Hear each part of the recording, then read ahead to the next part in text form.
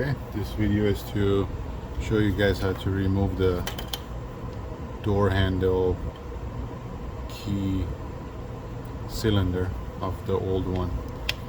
So what you need to do is turn around. The back side of it, there's a roll pin that's holding this whole assembly. So I'm gonna go ahead and put something sharp in there, roll pin removal, and just hammer this pin out just like this. And you can see the pin is poking through, so I'm going to grab a plier and pull this pin out.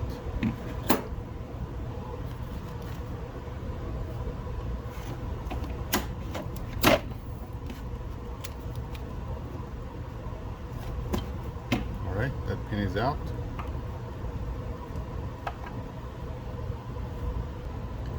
So once the pin is out, now we could just try to take this. Whole thing is under spring. It's spring loaded, so make sure the spring doesn't fly away. So just remove all these components. Right, there's your chamber. So what you need to do is insert the key.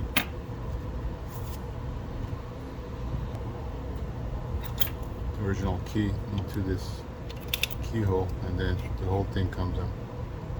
So you gotta be careful that you don't take out the key out of this key cylinder, because all of this will get messed up.